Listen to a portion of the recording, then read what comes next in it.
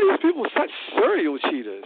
Like, what is it with that? Like, you know, like the way they sex is nothing but like it's nothing. It's just like a game. Like, no emotion attached to it. It's just sex. Like, it's nothing. They will cheat on you. Yep.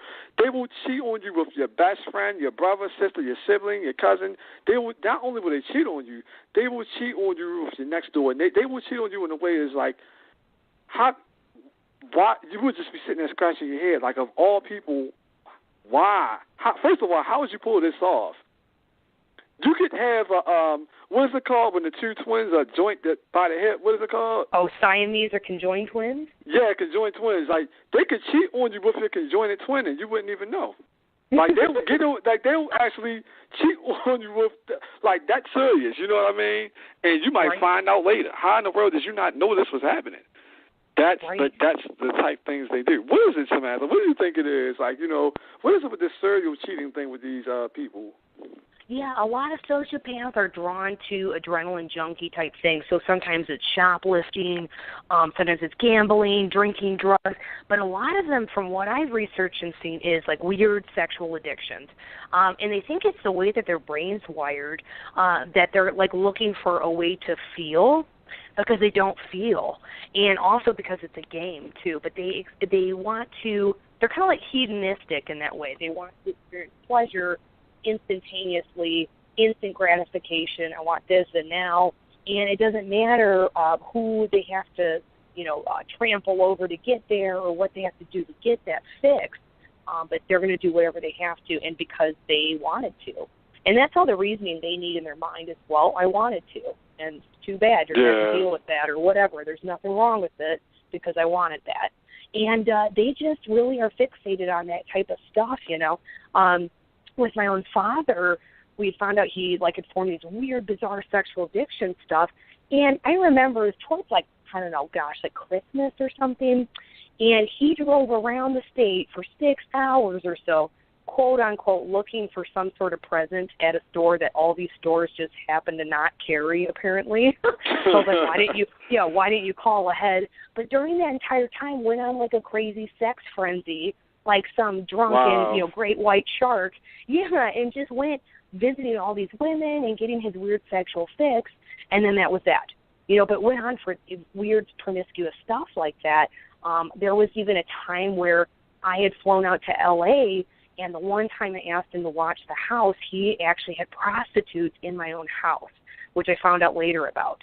And it's things like that. They don't care what type of boundaries they have to cross.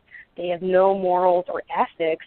It's because, I wanted to do it, so I did it. And they'll deny it like crazy, but, yeah, he would, text women every 5 minutes from, 8 a.m. to 9 o'clock p.m. obsessively, or visit different women, and it was like a game to them. So it's really interesting, but they usually have some sort of sexual fixation, whether they make it apparent or not. Yeah, man, that's... Right? Man, God bless the people that have to deal with these people, man. And, I got a good one for you. The people right now that are listening, right, and they're like, well, people can change. People can change, and I don't want to give up on this person. This person means a lot to me. And I've been being tortured. I listen to everything y'all said, and all this stuff has happened to me. But I still don't want to give up because people can change. And a person that's really getting their hopes up on this person changing, what would be your response to someone like that that's looking for advice from you, and they're saying, but I want to be supportive. I feel like if I walk away, I'm giving up on them. People can change. Why give up? Why move on? Right. Ugh. That just hurts my heart and soul listening to that, because I just want to shake that person and be like, run while you can. That person probably hasn't been exposed to abuse and trauma long enough for them to realize they're never going to change. And that is such a good point. My ex, I dated the sociopath. He even admitted, he's like, yeah, I know I'm abusing you. He's like, I'm going to change. And gave up on counseling, never changed, never did anything. sociopaths and people with these types of personality disorders, like, they do not change. You can't, at least with a sociopath, I do believe narcissists can be taught to be more caring and more thoughtful of other people, but it's just not in their nature, you know. Sociopaths, it's almost like their rate of improvement or all of a sudden getting over this type of mental illness is like zero. It just doesn't happen. It's not how their brain is wired. And so if somebody's thinking, well, I can change them, that's what led them being attracted to you in the first place, that you thought that you could help them, and they know that, and they're just using you continuously. It will never get better.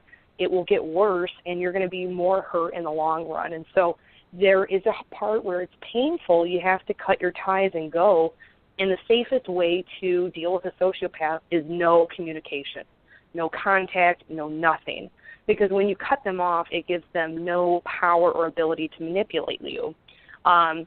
Whereas if you try to counsel them or make yourself emotionally vulnerable, they will capitalize on that and use you and manipulate it, turn it around, all this other stuff. So the best thing is to cut ties and get out of that situation, because it will not improve. I totally agree that some people can change, but sociopaths are kind of like, for example, pedophiles. Pedophiles, their rate of improvement and recovery is basically zero. It's non-existent. They just don't change. And it's why it's one of the hardest things to deal with in psychology, in the criminal system. It's just one of those things where these types of people do not change, and it's just not in their nature, and it really goes down into the way that their brain's wired, certain chemical balances, things like that as well, too, in addition to environmental and learned things. When we are growing up, we are imprinted upon by our parents and such, and we really stop kind of developing those main fundamental things by like 11 and 12 years old, sometimes 8 years old. And typically sociopaths learn how to be sociopaths from someone in their family. And even if they're like in their 30s, they would have to have so much counseling and a willingness to change. It's just almost impossible. So I would just tell someone to really take a look at, if this is a person as a sociopath, you have to leave and do yourself a favor. It might be painful, but you're going to get hurt more in the long run if you stay around, you know.